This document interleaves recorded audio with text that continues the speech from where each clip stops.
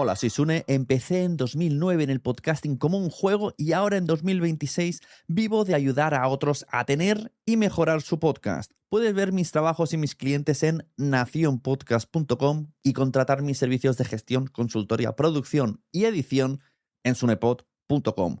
Y si ya tienes un podcast que funciona, escribe de mi parte a AudioShoppers, una empresa que gestiona anuncios para podcast, y les dices que has escuchado la promo en el podcast de Sune. Y si gracias a esto te consigo un anunciante para tu podcast, de nada. Ahora disfruta de Quiero Ser Podcaster.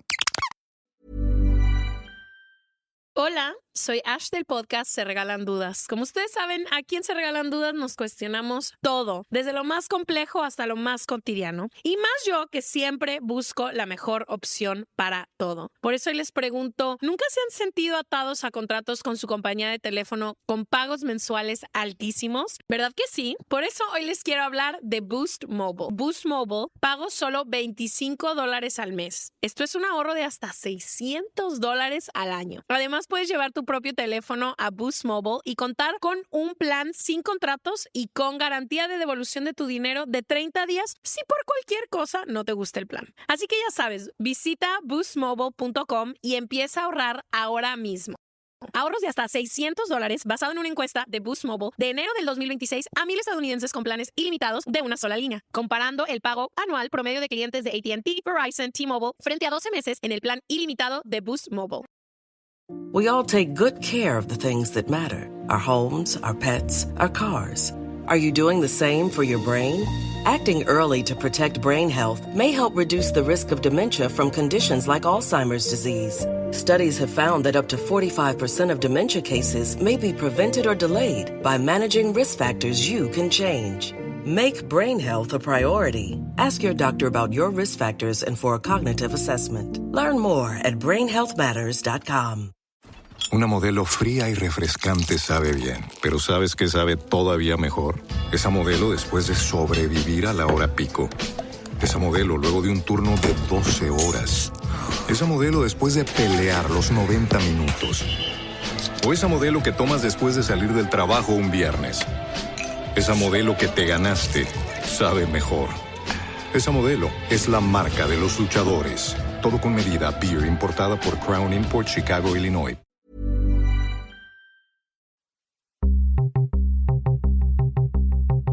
Estás a punto de adentrarte en las entrañas del podcasting. Entrevistas, debates, información y recomendaciones. Vas a descubrir el metapodcasting por bandera. Bienvenido a lasunecracia.com, presentado por @Sune.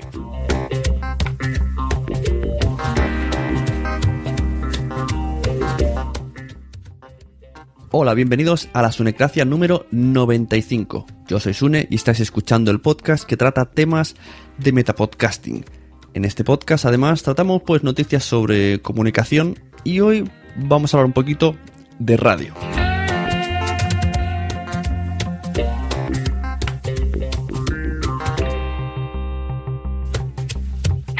El 13 de febrero ha sido el Día Mundial de la Radio. Para todos los que no lo sepáis, fue el 19 de octubre de 2011 cuando la Conferencia General de la UNESCO, en la resolución 36C/63, proclama el 13 de febrero Día Mundial de la Radio. Hay 5 temas principales que ayudarán a hacer realidad este día. 1. La libertad de expresión. 2. La radio empodera a los supervivientes y las poblaciones vulnerables, teniendo en cuenta su derecho a la privacidad. 3. La radio tiene repercusión social y proporciona acceso a la información. 4. La radio salva vidas. 5. La accesibilidad inmediata de las frecuencias radiofónicas resulta fundamental para salvar vidas.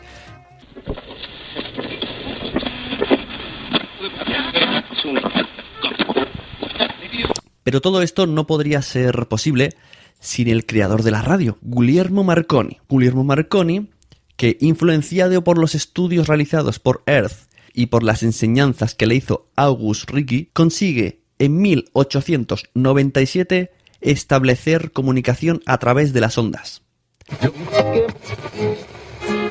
Cuando hablamos de una radio antigua, a todo el mundo se le viene a la mente últimas radios de lámparas, fabricadas a finales de los años 50.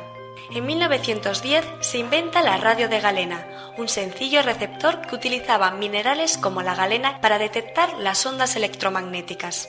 Para su funcionamiento, el receptor también necesitaba una bobina con un cursor que sintoniza las frecuencias de las estaciones de radio y un cable de antena con dos partes, uno totalmente aislado y aéreo y otro conectado a la Tierra. Como casi todo, la radio fue un invento que utilizaron primero los militares, en este caso en la Primera Guerra Mundial. La primera emisión fue en Nochebuena de 1906, en Massachusetts, en la que se pudo escuchar la canción Oh Holy Night y unos pasajes recitados de la Biblia.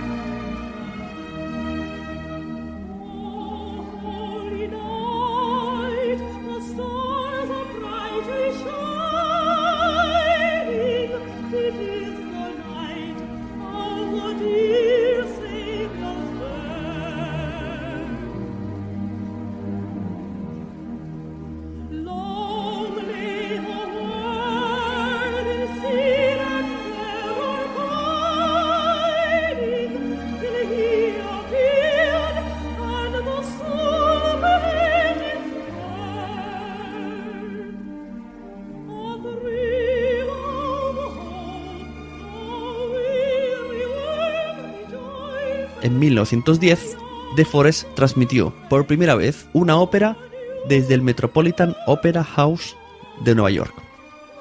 En España, en 1924, fue en Barcelona y Madrid donde empezaron a sonar las primeras emisiones a través de Radio Ibérica, destinado a informar sucesos y noticias de la actualidad.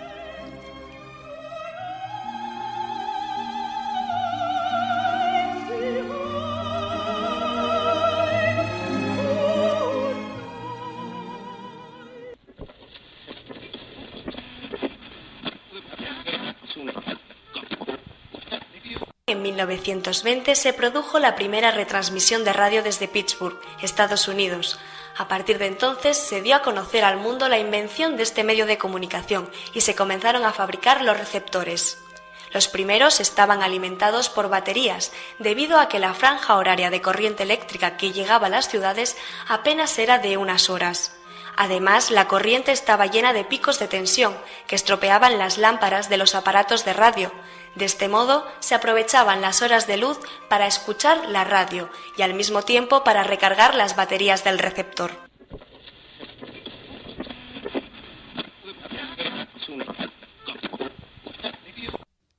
Todo esto no podría ser posible sin la FM o la AM. ¿Qué es la FM? Pues FM significa frecuencia modulada. Digamos que visualmente el dibujo de la onda pues tendría una forma como de cable telefónico o como si cogemos una cuerda y empezamos a ejercer un movimiento siempre constante, pues el dibujo que conseguimos que haga una cuerda. A nivel constante, curva arriba, curva abajo. Este sistema de transmisión no solamente sirve para enviar audio, sino que también lo utilizaron para grabar vídeo. AM, en cambio, es amplitud modulada y su dibujo es más irregular. La onda crece y se hace pequeña, como si subiera y bajara una montaña constantemente. La emisión en AM es la que dio los primeros pasos en la comunicación radiofónica y hasta los años 30, y gracias a las emisiones de música, no se consiguió tomar la FM como la fuente de calidad más alta para las transmisiones. Técnicamente, la FM es mejor que la AM. Mientras que la FM tiene 200 kHz, la AM tiene un ancho de banda de 10 kHz en el continente americano y de 9 kHz en el resto del mundo. Además, la FM, al ser el canal más ancho, permite la emisión en estéreo y además incluir datos que sirven para la Radio Data System, como por ejemplo el nombre de la emisora. Por el contrario, la AM tiene una gran ventaja, y es que al tener una longitud de onda más larga, pues tiene mucha más cobertura que la FM. Buscando un poco por internet he visto una frase que os quiero comunicar. Las ondas de FM serían como cualquier persona caminando por una ciudad que se va topando con muros. y no puede pasarlos. Mientras que las ondas AM serían como un gigante de piernas largas que va saltándolo todo. Muy bien, pero ¿cuánta gente escucha la radio? ¿Cómo sabemos cuánta gente escucha la radio? Pues para eso está el EGM. El EGM es el Estudio General de Medios y fue la piedra angular de lo que hoy es el AIMC y que sigue siendo su estudio más ambicioso. Cogen a 30.000 entrevistados y les realizan una serie de preguntas sobre su consumo de escucha de radio. De hecho, hoy, 13 de febrero, el Día Mundial de la Radio, casualmente han llamado a casa por segunda vez. Hace ya 4 años respondí yo al teléfono a una encuesta del EGM y hoy ha sido mi mujer la que ha respondido a la encuesta del EGM. Nos han preguntado cuándo escuchamos la radio, dónde escuchamos la radio, qué emisoras escuchamos, qué programas escuchamos, si lo escuchamos más por la mañana o por la tarde, si escuchamos los fines de semana, dónde, o sea, en el lugar físico, si en el coche, si en casa, en qué dispositivo escuchamos la radio. Bueno, todo tipo de preguntas de pe a pa, 16 minutos al teléfono. Mi mujer, rápidamente, rauda y veloz, le he ido a avisar que dijera lo de los podcasts por si no se le había ocurrido. Entonces ha metido la palabra podcast. La chica al teléfono no sabía ni lo que era, han tenido que deletrearlo.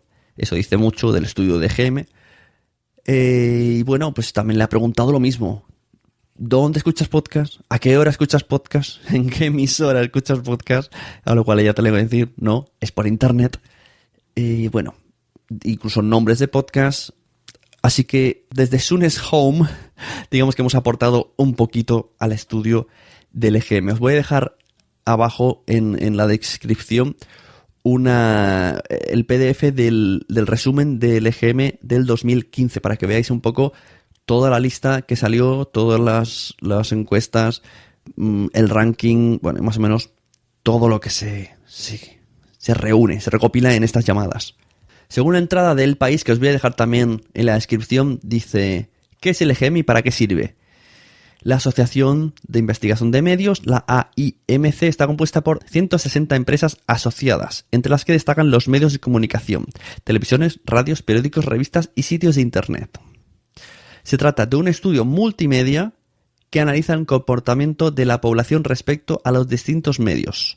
Anualmente divide la investigación en 3 oleadas que abarcan un universo formado por individuos de 14 o más años, entrevistando a 48.000 individuos. Las respuestas se recogen a través del sistema Computer Assisted Personal Interviewing mediante un cuestionario estructurado y cerrado casi en su totalidad.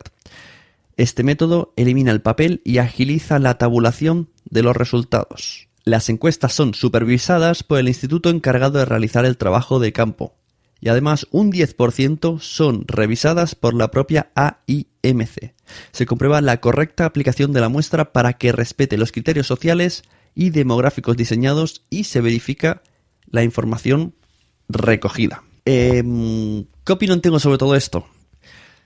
Pues que me parece un sistema bastante arcaico el de medir las audiencias de la radio.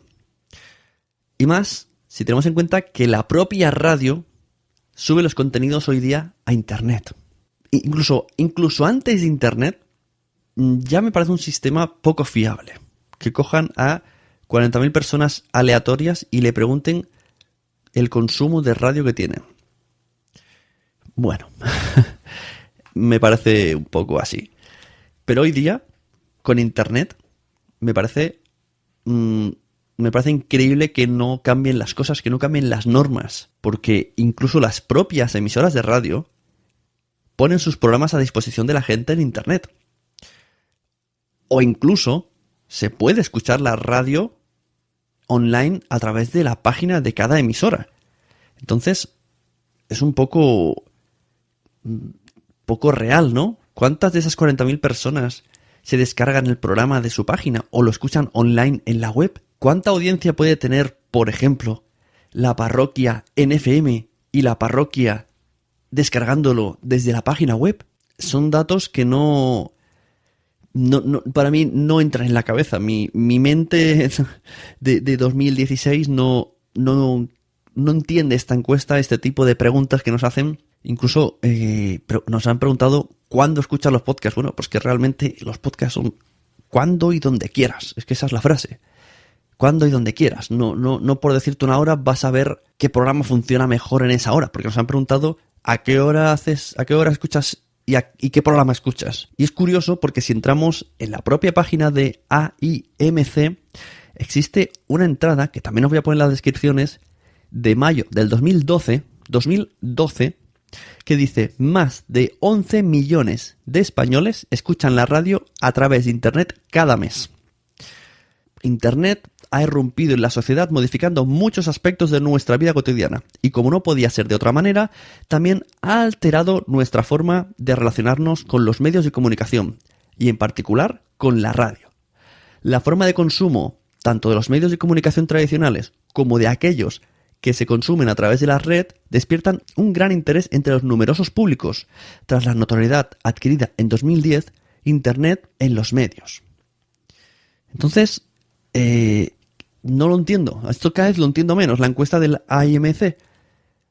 Ellos mismos están diciendo que crece el consumo de la radio a través de Internet, pero siguen haciendo encuestas telefónicas aleatorias en lugar de mirar los datos de Internet. ¿Estamos seguros, digo, de que las propias compañías telefónicas no tienen modo de saber el consumo de radio? Esto lo digo así sin tener idea, ¿eh? Pero el otro día tuve una conversación, escuché en un podcast que decían que en Noruega ahora las compañías telefónicas, a las personas que escuchan radio o podcast, pues ese consumo no les tarifica en sus datos, les sale gratis. Eso quiere decir que tienen una manera de diferenciar el consumo de datos al consumo de escucha de audio online. ¿Cuándo va a cambiar esto? ¿A quién hay que dirigirse? Me sigue pareciendo, si ya las audiencias televisivas me parecen muy cutre, con el famoso aparatito que tienen algunas personas que te dicen lo que está viendo esas personas, lo del EGM también me parece súper extraño. Bueno, en esta entrada finaliza diciendo: el consumo online en directo prevalece sobre el podcast. En cuanto al modo de consumo de radio a través de Internet, las escuchas en diferido son menores en comparación con las escuchas en directo. Pero claro, volvemos a decir, esto es una entrada de 2012. 2012, ¿cuántos de nosotros teníamos smartphones decentes? ¿Cuántos de nosotros teníamos tarifas de datos decentes? ¿Cuántos de nosotros conocíamos podcatchers, descargábamos? Yo sí. Pero ¿cuántos de vosotros conocíais los podcasts y los descargabais? Pienso que estas encuestas están bastante caducas y que se tendría que hacer algún tipo de cambio en el estudio. No sé, es que no me creo yo estas noticias. No puede ser, el consumo ha aumentado. ¿Cómo conseguir una encuesta? Pues no lo sé, hablando con Google. Con Google y con Apple, que hagan encuestas a sus usuarios. Nosotros seguiremos publicando podcasts y seguiremos estando en segunda línea de fuego, pero pienso que mucho más al día que la radio.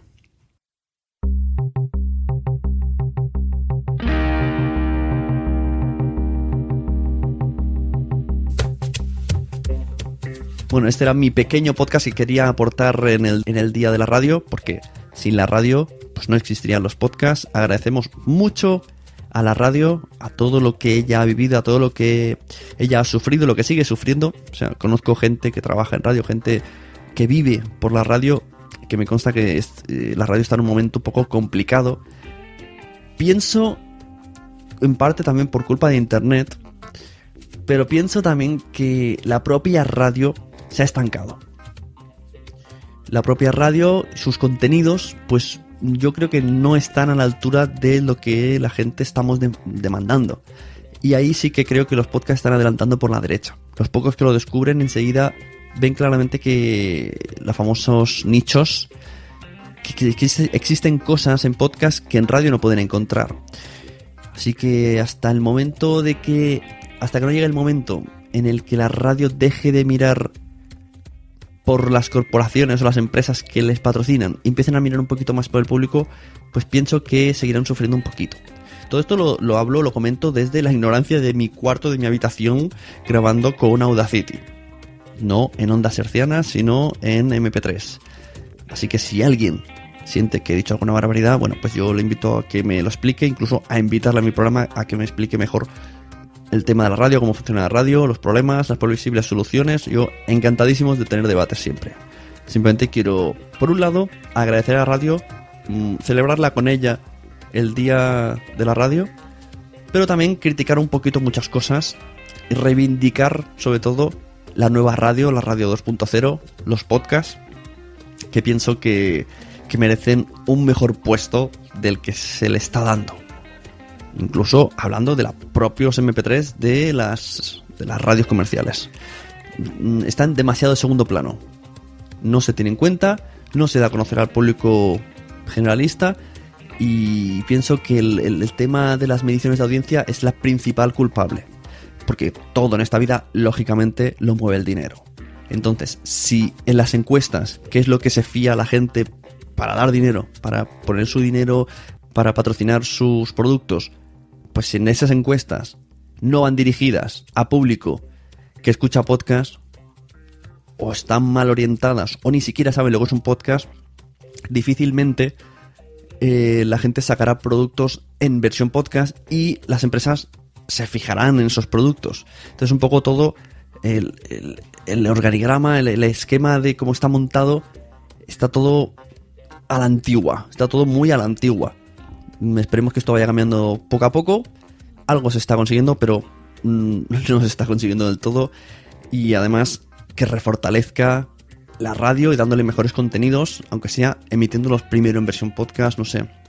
Existirían muchas maneras, que yo no soy aquí ningún erudito en el tema, pero estoy seguro que hay que dar una vuelta de rosca a todo en general y empezar a mirar bien en los medios que triunfan hoy día, en el 2016 ya. Y hasta aquí, bueno, muchas gracias por escuchar este pequeñito homenaje y mis divagaciones. Os emplazo a siguientes Sunecracias. Muchas gracias sobre todo a todos los Sune Patreons que me apoyan a través de patreon.com/Sune para seguir publicando este y otros podcasts. Si quieres colaborar, pues ya sabes, aunque te recomiendo que esperes un poquito porque a partir del número 100 van a haber cambios, van a haber sorpresas y cuento con muchos de vosotros para poder hacer esto mucho mejor, muchas más veces y mucho más grande. Nos vemos, nos escuchamos sobre todo en los podcasts. No dejéis de recomendar podcasts y de vez en cuando sintonizar un poquito la radio. Nos vemos.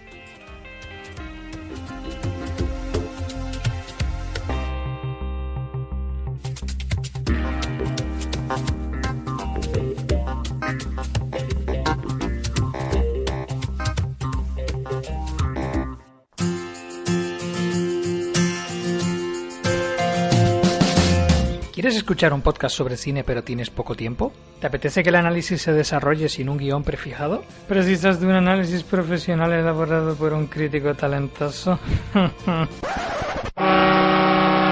Johan de va flipado.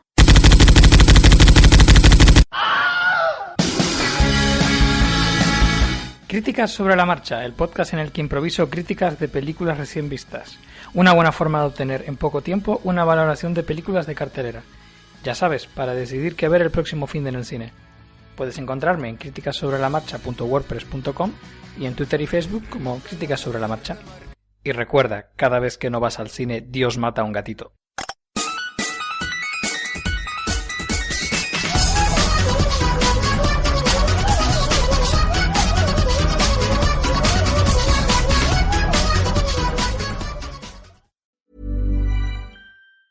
Hola, soy Ash del podcast Se Regalan Dudas. Como ustedes saben, aquí en Se Regalan Dudas nos cuestionamos todo, desde lo más complejo hasta lo más cotidiano. Y más yo que siempre busco la mejor opción para todo. Por eso hoy les pregunto, ¿nunca se han sentido atados a contratos con su compañía de teléfono con pagos mensuales altísimos? ¿Verdad que sí? Por eso hoy les quiero hablar de Boost Mobile. Boost Mobile pago solo $25 al mes. Esto es un ahorro de hasta $600 al año. Además, puedes llevar tu propio teléfono a Boost Mobile y contar con un plan sin contratos y con garantía de devolución de tu dinero de 30 días si por cualquier cosa no te gusta el plan. Así que ya sabes, visita boostmobile.com y empieza a ahorrar ahora mismo. Ahorros de hasta $600 basado en una encuesta de Boost Mobile de enero del 2026 a 1,000 estadounidenses con planes ilimitados de una sola línea, comparando el pago anual promedio de clientes de AT&T, Verizon, T-Mobile frente a 12 meses en el plan ilimitado de Boost Mobile. Entra en quieroserpodcaster.com y allí mira todos los botones que tenemos. La newsletter, el libro Fact Podcast, la comunidad privada para podcasters pro en Patreon, enlaces para reservar una asesoría conmigo que te solucione la vida. Si me quieres como editor de podcast también puedes contratar ahí la edición y también están los enlaces a mis redes sociales, LinkedIn, TikTok e Instagram. quieroserpodcaster.com.